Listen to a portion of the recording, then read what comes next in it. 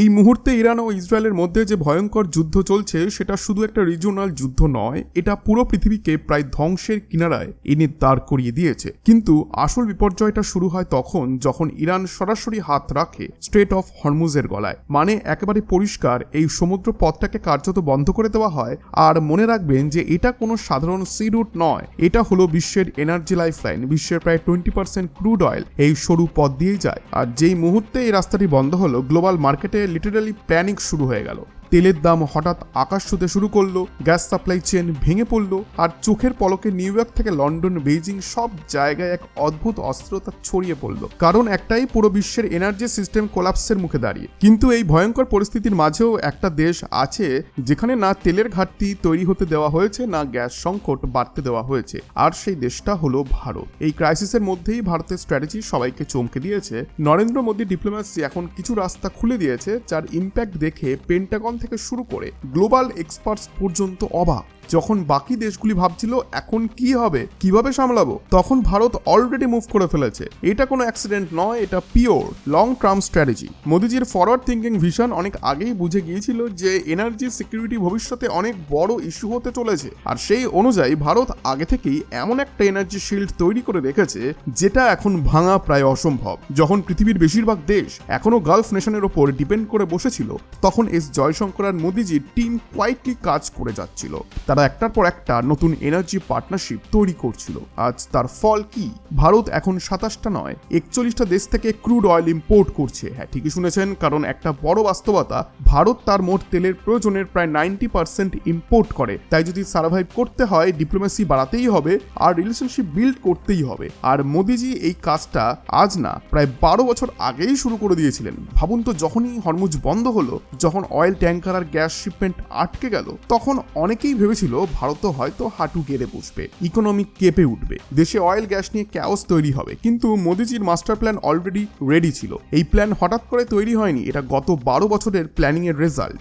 2014 থেকে 2025 এই সময়ের মধ্যে মোদি বিশ্বজুড়ে ঘুরে বেরিয়েছেন। শুধু মিডল ইস্ট না, পুরো গ্লোব জুড়ে এনার্জি নেটওয়ার্ক বিল্ড করেছেন। তিনি গিয়েছেন সৌদি আরবিয়া, ইউএই, কুয়েত, কাতার, ইরান, ওমান, এমনকি এমন দেশেও গিয়েছেন যেখানে আগে কোনো ভারতীয় প্রধানমন্ত্রী যাননি। এই দেশগুলির গ্যাস ফিল্ড, অয়েল রিজার্ভ সব জায়গায় ইন্ডিয়া নিজের প্রেজেন্স তৈরি করেছে। ফলাফল, আজকের এই ক্রাইসিসের সময় সেই সব দেশই ভারতের পাশে দাঁড়িয়ে গেছে। তারা এখন অল্টারনেটিভস এনার্জি সোর্স হিসেবে কাজ করছে। অর্থাৎ ভারতের এনার্জি সাপ্লাই থেমে যায়নি, বরং স্মার্টার নেটওয়ার্কের জন্য স্টেবল হয়েছে।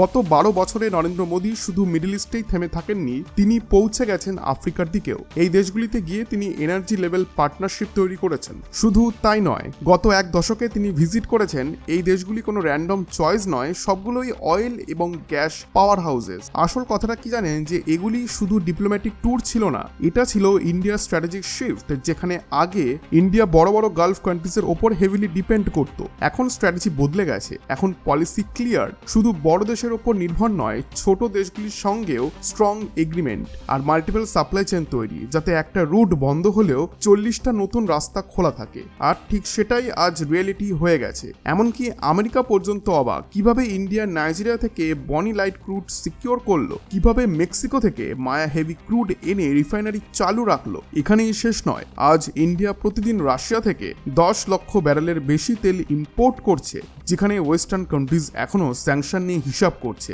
ইন্ডিয়া কোয়াইটলি নিজের কাজ করে ফেলেছে। আর যখন মিডল ইস্ট জ্বলছে, তখন ভারত একদম স্টেবল আইল্যান্ডের মতো দাঁড়িয়ে আছে। রিফাইনারিগুলি ফুল ক্যাপাসিটিতে চলছে, সাপ্লাই চেন ব্রেক হয়নি, কারণ ইরানের সঙ্গে ইন্ডিয়ার relation balanced, diplomatic channel open আছে। ফলে কিছু ক্ষেত্রে হরমুজ রুট দিয়েও ইন্ডিয়ার জন্য মুভমেন্ট পসিবল হয়েছে। অন্যদিকে ইরাক থেকে মিডিয়াম গ্রেড ক্রুড, আমেরিকা থেকে লাইট ক্রুড, সব মিলিয়ে ইন্ডিয়ার এনার্জি ফ্লো স্মুথ চলছে। কিন্তু আসল গেম চেঞ্জার হয়েছে গ্যাস সেক্টরে। হরমুজ বন্ধ হওয়ার পর এলপিজি এবং এলএনজি ক্রাইসিস তৈরি হয়। কাতার কিছুটা পিছিয়ে যায়, কিন্তু ইন্ডিয়া অলরেডি প্রস্তুত ছিল, ব্যাকআপ রেডি ছিল।